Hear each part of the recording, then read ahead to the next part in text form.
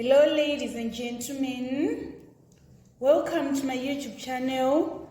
Today we want to wind off our series on June 2007 Maths Paper 1. We are going to start from number 11.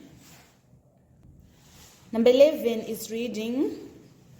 In the diagram, the straight line L cuts across two parallel lines A, B and C, D. Write down the special name that is given to line L with respect to the parallel lines. It is known as transversal line. And then on part B, we are supposed to write down an equation in its simplest form connecting M and P. So this M is equals to P. And then we want to find an equation connecting N and P. This is our N and this is our P. If we add N and P, we are going to obtain 180 degrees. So we write 180 degrees is equals to P degrees plus N degrees. And then on part 3, I want to write an equation connecting N and Q. This is our N and this is our Q. So N is equals to Q. You should understand that parallel lines, they form set angles which are equal. So this N is going to be equal to this Q. Let us move on to number 12. Number 12, the table shows some scores and their corresponding frequencies. Find A, the mode. So when we are saying the mode, it is the one with the highest frequency. So the highest frequency is 10, which means that our score, the mode score, is going to be 15. And then on part B, we want to find the median. The median is the one that is going to be at the center of the distribution. So what we need to do is we need to sum the total frequency. If we say 5 plus 10, 15, plus 8, we are going to get 22. 22 plus 5, we get 27. 27 plus 2, we get 29. So let me repeat again. The total frequency is 30. 5 plus 10, 15, plus 8, 23, plus 7, 30. And then the median, we are going to say 30 plus 1 divided by 2, so that we are going to get 15.5. So the median is the term that is on 15.5 term. So here we are having our 15, and then our 15.5 is going to be between. So the 15.5 term is going to be between the 15th term and the 16th term. So the 15th term is this 15. So we write 15 plus the 16th term is going to be 25. So we say 15 plus 25 divided by 2 in order to get our median is 20. And then finally, we want to find the mean or the average. We are going to say 5 times 5 plus 15 times 10 plus 25 times 8 plus 35 times 5 plus 45 times 2 all over the total frequency, which is 30. So 5 times 5, we get 25 plus 150 plus 200 plus 175 plus 90 all over 30. So we are going to get our answer is 21 and a third. That is going to be the average. So that was all about the statistics question. Let us move on to number 13. Number 13, start the diagram above and use it to answer the following questions. It was a question on transformation. We are supposed to write down the column vector which translates triangle T onto triangle T1. So you should know the formula of calculating the translation vector. It is image minus object. So we need to find the corresponding points for the image and the object. The image is the one that is transformed, and then the object is the original one. So let's say we want to use this point. This is the point for the object, which is 0, 1, 0 in the x-axis and 1 in the y-axis. And then the corresponding point for this point is this one, which is 8 in the x-axis and 4 in the y-axis. So we are going to write our coordinate in column form, so that for this point we write 8, 4. And then for the object point we are going to write 0, 1. And then 8 minus 0, we are going to get 8. 4 minus 1, we get 3. So it means that our translation vector is going to be 8, 3. And then on part B, we're supposed to describe fully the single transformation which maps triangle T onto triangle T2. So this type of transformation is known as shear. You get the first mark by stating that shear is occurred, and then when you are describing shear, you're supposed to state about the invariant line and also the shear factor. The invariant line is the one that is not changing. For example, here this coordinate is 0 in the x-axis and 1 in the y-axis, and then this point, it is 2 in the x-axis and 3 in the y-axis. And this point, it is 3 in the x-axis and 1 in the y-axis. For this point, we are having 2, 1, and also for this point, we are having 3 and minus 5. So here I left a minus 1. It's supposed to be 2 minus 1. Can we see that the x coordinates, they are not changing? It is the y coordinates which are changing only. So we are going to write that x-axis is the invariant line. So that is how you get a second mark. And then finally, you're supposed to state about the shear factor. So you should know the shear matrix that is used when x-axis is invariant line. It is 1, 0, K1. And then we are going to multiply this matrix by the coordinates of this object. Here we are having 0, 1. We write it in column form, and here it is 2, 3. And then this one is 3, 1. This is for the object. And then for our image, we are supposed to write following that order. The corresponding for 0, 1 is 0, 1 again. And then the corresponding for 2, 3 is 2 minus 1. The corresponding for 3, 1 is 3 minus 5. And then after that, we need to find the shear factor. So if we say k times 2, that is 2k plus 1 times 3, we get 3, right? This is going to be equal to this negative 1. Then we need to make k the subject of formula. So multiply by, we shift this 3 to this side, so that is going to be minus 4. Then we divide by 2, so that our final answer is going to be shear factor is equals to negative 2.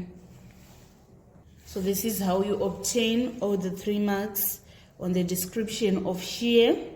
Let us move on to number 14. 14 was a question on substitution, on function. It is saying, given that function of x is equals to x squared minus 9, find function of 7. It means that we are going to substitute x by 7, so that we say 7 squared minus 9, and we get our answer is 40.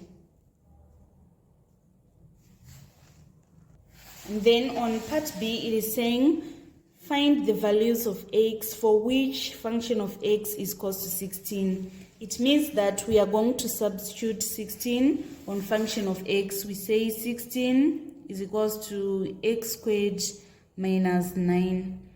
After that, we shift this minus 9 to be on the other side, so that it is going to be added for us to have 25. And then we say x squared is equals to 25. in order to make x the subject of formula, we multiply both sides by to the power of half, so that we are now having x is equals to 25 to the power of half is the same as saying square root of 25. And then after that, the square root of 25 is going to be plus or minus 5. So it implies that the value of x is going to be 5 or minus 5. So that was all about number 14. Let us move on to number 15. Number 15 was a question on matrices. You're supposed to find m squared. So m squared is the same as saying 1 minus 1 minus 1, 3, multiplied by 1 minus 1 minus 1, 3. So when we are multiplying here, it is a 2 by 2. Our answer is going to be a 2 by 2 matrix again. We say 1 times 1, we get 1, plus minus 1 times minus 1, which is positive 1 again. So we are going to get 2. Let me show the steps so that you all understand. It is this row times this column first. So 1 times 1 plus minus 1 times minus 1. And then this row times this column, it is going to be 1 times minus 1 plus minus 1 times 3. And then this row times this column, it is minus 1 times 1 plus 3 times minus 1. This row times this column, it is minus 1 times minus 1 plus 3 times 3. Then here we are going to get 2. And then here we are going to get minus 4. Here we are going to get, if we say minus 1 times 1, we are going to get minus 1 plus minus 3, we get minus 4. And then minus 1 times minus 1, we get minus 1, we get positive 1 plus 9, we get 10. So this is going to be our final answer. And then on part B, we are supposed to find x given that n has no inverse. So it means that it is a singular matrix. We are going to say the determinant of this matrix is equal to 0. So we say 1 times 6 minus 2 times x is equals to 0. Minus 1 times 6, we get 6. And then minus 2x, we are going to get positive 2x. So we say positive 2x is equals to, we shift this 6 to the other side so that it is going to be minus 6. And then we divide both sides by 2. So that our final answer is going to be x is equals to minus 3. So that was all about number 15. Let us move on to number 16. Number 16, the formula connecting V, U, A, and T is V is equals to U plus 18. Find V when U is equals to 50, A is equals to minus 9.8, and T is equals to 3. So this question is on substitution. We are going to put 50 on U plus A. It is minus 9.8 times 3. So we say 50 minus 9.8 times 3, we are going to get minus 29.4. 50 minus 29.4, we are going to get 20.6. That is going to be our final answer. And then on part B, we are supposed to make T the subject of the formula. So first we shift this U, it is going to be V minus U is equals to 80, and then we divide both sides by A in order to make T the subject of formula. So it means that our final answer is going to be V minus U over A. So that was all about number 16. Let us move on to number 17. Number 17, ABCD is a regular pentagon. The sides AE and CD are produced to meet at X. Calculate the size of each interior angle of the pentagon. So the first step is that I'm going to draw a rough sketch diagram of the Pentagon and also put the X where AE and CD are meeting. So this is our Pentagon. CD and AE are meeting at X. So first we want to find each interior angle, which is this angle. So you should know the formula of calculating interior angle. It is the formula is the sum of interior over n. The sum of interior, we say 180 times n minus 2. This is the sum of interior angles, and then we divide by n. In this case, the n is 5, so we say 180 times 5 minus 2 divided by 5. So that our final answer is going to be 108 degrees. And then EXD, we want to calculate this angle. Here we are having 108. So it means that our DEX, which is the exterior angle, is going to be 72 degrees. So here we are having 72, and also this one is 72 degrees. We now need to find EXD. To find EXD, we are going to say 180 minus 72 plus 72 in order to get our EXD is 26 degrees. That was all about number 17. Let us move on to number 18. Number 18 was a question on consumer arithmetic. It is saying the price of petrol was increased from $2,700 per liter by 20%. The following year, the new price was increased by a further 25%. Calculate the price per liter of petrol after the second increase. So we are going to say initially, before the increase, it is going to be equal to 100%. This is equivalent to $2,700, and then after increase we are going to add this 20% to 100%, so that we are now having 120%. So we need to find the equivalent of 120%. We apply proportion. If 100% is equals to 2,700, what about 120%? It is going to be more, so we say 120 over 100 times 2,700. This zero cancel these two zeros, and then 120 times 27, we are going to get 3,240. This is after the first increase. And then we want to calculate the price per liter of petrol after the second increase. So we are going to take this as our 100% in the second increase. We write 100% is equals to 3,240, and then after the second increase we are having a further 25%. So we say 125% is equals to more. We want to find this equivalent. So we say 125 over 100 times 3,240, so that we are going to have 4,040. So that is the price of petrol after the second increase. So now we want to find the overall percentage increase. We are going to say our initial is 2,700. This is equal to 100%. So we need to find the equivalent of 4,050. This is going to be more. So we say 4,050 divided by 2,700 times 100%. Here, this zero cancel this zero, and then this zero cancel this zero.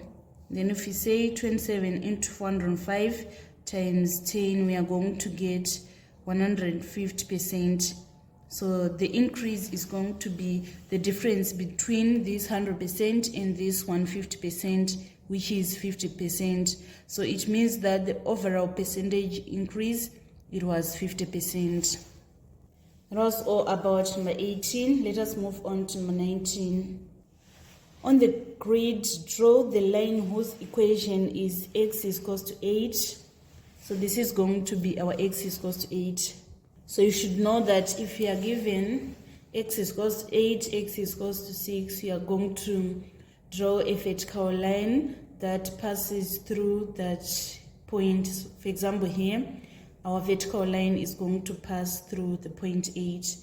And then want to draw the line whose equation is y is equals to 6. It is going to be a horizontal line that passes through 6. And then on part 3, it is saying x plus y is equals to 12. We need to draw a table of values. So we say when x is equals to 0, we are now having 0 plus y is equals to 12. It implies that our y is going to be equal to 12. And then when y is equals to 0, it means that our x is going to be equal to 12. So we need to plot these 2 points on our graph. We are having 0, 12, it is this point. And then we are having 12, 0, it is this point. And then we join these 2 points using a ruler. So this is x plus y is equals to 12. And then on part B, it is saying on the grid, write R in the region which satisfies the 3 inequalities. X is less than or equal to 8, y is less than or equal to 6, and x plus y is less than or equal to 12. So first, we want to shade here. X is less than or equal to 8. It means that the region which is greater than is unwanted. So we are going to shade away this region. And then next we are having y is less than or equal to 6. It means that the region that is greater than is unwanted. So we are going to shade it away. And then finally we are having x plus y is less than or equal to 12. So it means that the region that is greater than is unwanted. So we are going to shade this region away. So it implies that this is the wanted region. That was all about number 19. Let us move on to number 20. So on number 20, we are supposed to complete the table in the answer space to show all possible combinations. So here it is 3 in this side and 4 on this side. So to complete, we are going to say 3, 6, 3, 8, and here 5, 4, 5, 8, and here 7, 4, 7, 6. Finally here it is 9, 4, 9, 6. That is part A. And then on part B, we are supposed to, it is saying only one combination will open the tin. Find the probability of opening the tin. So for tin to open, it is supposed to have these 3, 4. So we need to find where we are having 3, 4. It is just 1 out of 12. So we are going to write 1 over 12.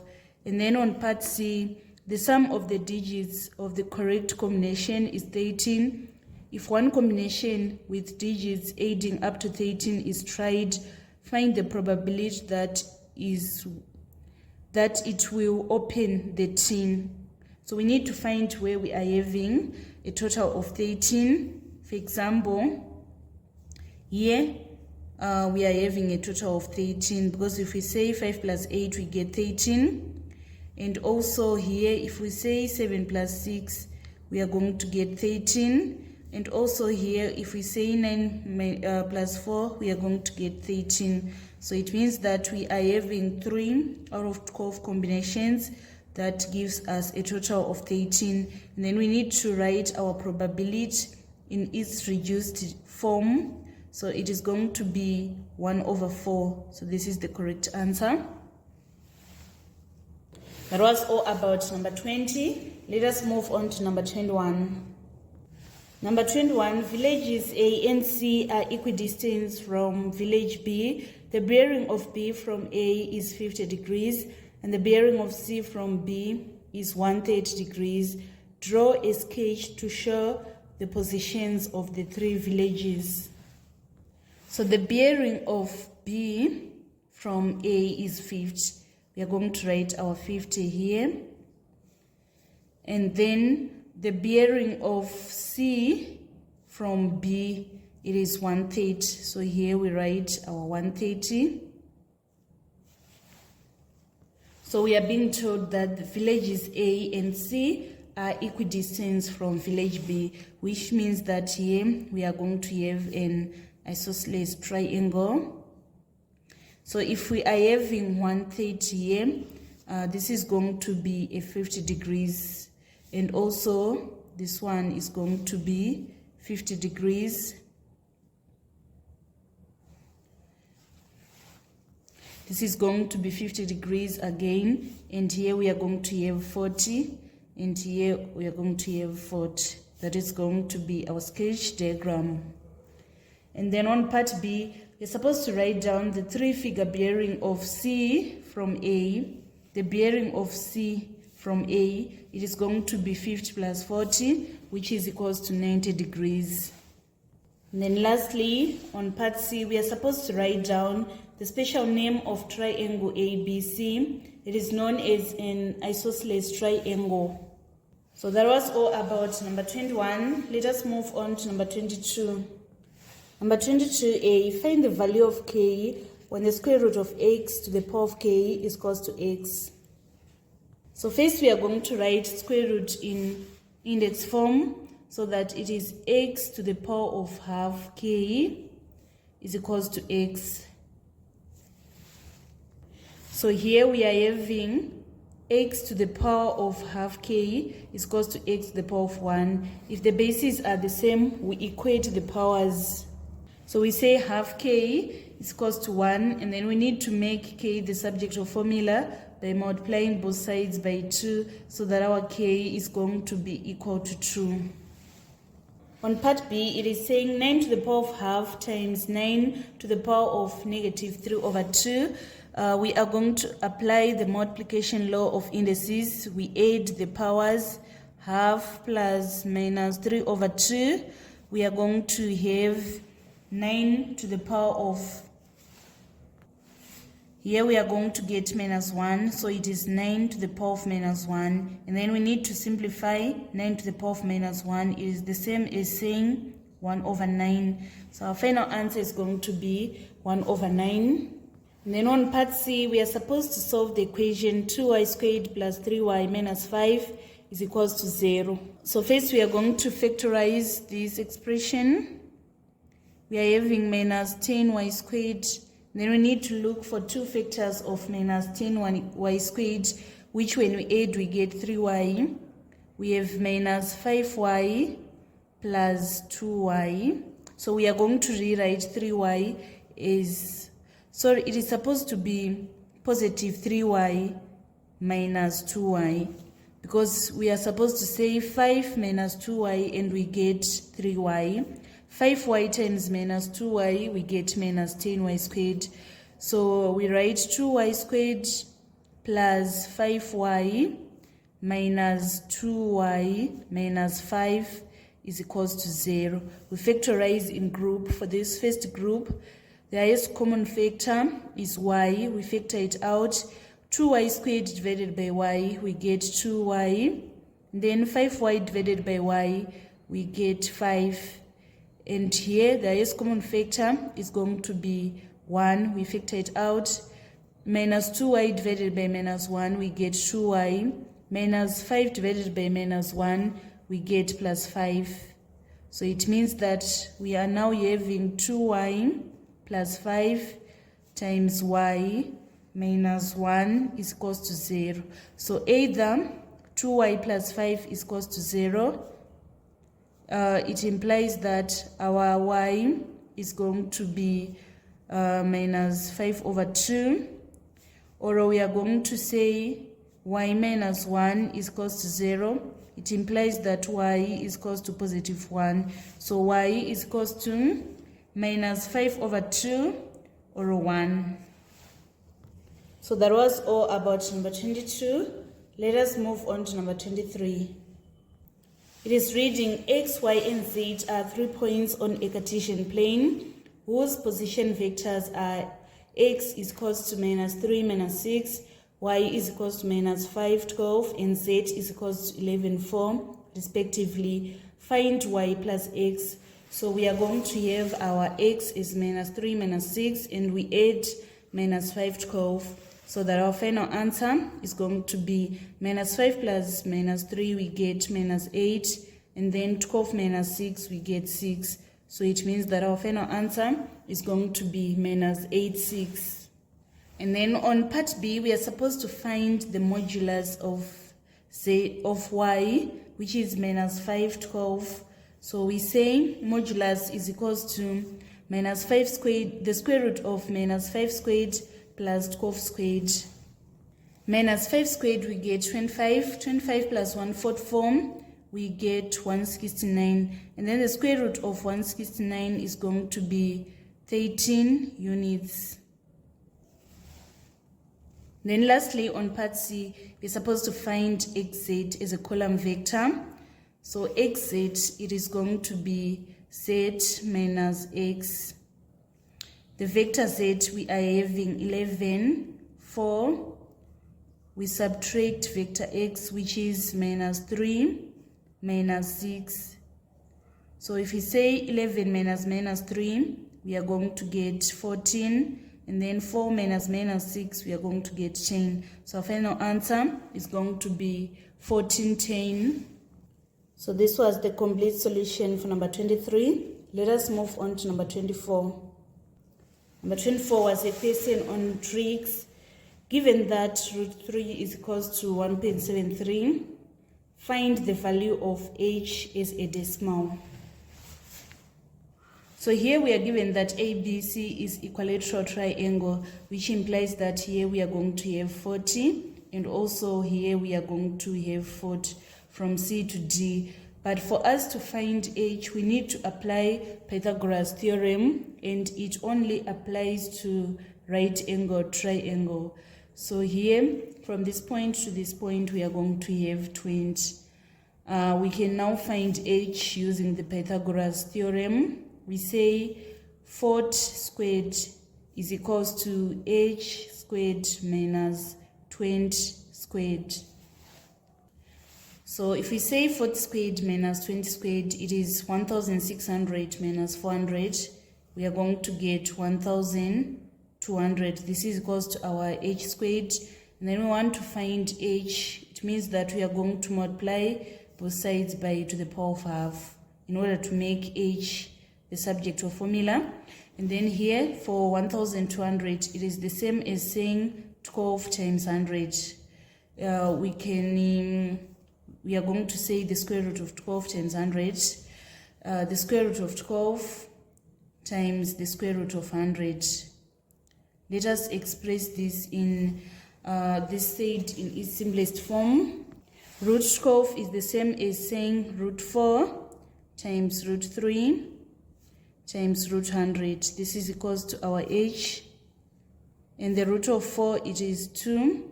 Root 3, we are going to use this 1.73. And then root 100, we are going to use 10. By doing this, we are going to have our h is 34.6. This is supposed to be in centimeters. So we write our h is equals to 34.6 centimeters. Next one, to find sine ACD, which is the sine. But to find this sine ACD, we first need to find the sine ACB. So first let us find sine ACB. We are going to apply the trig ratios. We say sine is equals to opposite over hype. So the opposite of this sine ACB is this h, which is 36.4, and then the hype is 40. And then 36.4 divided by 40, as a decimal, it is going to be 0.865. That is going to be our sign ACD. Why? Because you should understand that sign acute is sign obtuse, so this sign is also this sign. And then cos ACD. For us to find cos ACD, we first need to calculate cos ACB. So cos ACB, we are going to say it is adjacent over height. So the adjacent is this 20, and then the height is 40. This is the cos ACB. Now to find cos ACD, we are going to say cos obtuse is equals to negative cos acute. If we reduce this one, it is 0.5. So cos ACD is going to be negative 0.5 since it is this obtuse. So that was all about tricks. Let us move on to the next question. Number 25, in the diagram BC is equals to 13.5 centimeters. On the diagram, construct the perpendicular from A to BC. So the first step is that I'm going to straighten my canvas so that it is going to cover this distance from A till it reaches AB like this. And then after that, from this point A, I'm going to construct an arc like this. And also from the other side, I construct another arc like this.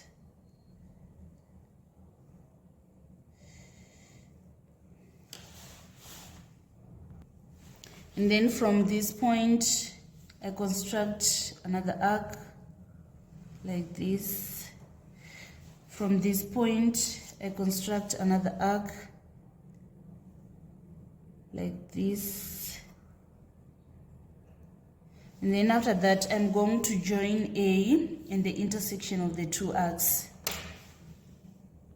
By doing this, I've constructed the perpendicular from A to BC. And then on part B, I'm supposed to measure and write down the length of perpendicular. So I'm going to measure from this point to this point. I'm having 5.6 centimeters. And then I'm supposed to calculate the area of the triangle ABC. I'm going to say it is half base times height. So the half base is half times 13.5 times 5.6. This is equal to 37.8 square centimeters. So that was all about number 25. Let us now move on to the final question, which is number 26. Given that log 2 is equals to 0.3 and log 9 is equals to 0.95, find log 3. So we say log 3 to the power of 2 is equals to log 9. And then we write this one using the power rule of logarithms. It is going to be 2 log 3 is equals to log 9. Then we want to make log 3 the subject of formula. So we divide both sides by 2. So that our log 3 is going to be log 9 divided by 2. Log 9 is 0.95. And then we divide by 2 in order to find our final answer is 0.475. And then we want to find log 18. We are going to say log 18 is equals to log 9 times log 2. And then we apply the multiplication law of logarithms. We are going to add the logs. Log 9 is 0.95. We add log 2, which is 0.30. So that our final answer is going to be 1.25. Then finally, we want to find log 4.5. We're going to say log 4.5 is equals to log 9 divided by log 2. Then we apply the division law of logarithms. We are going to subtract So 0.95 minus 0.30, we are going to get 0.65 is our final answer. So that was all about logarithms in June 2007. So this marks the end of our tutorial today on the final part of June 2007 Maths Paper 1. Thank you so much guys for following me on this channel. Please don't forget to subscribe, like and share my videos. I love you all. This is Eve signing out.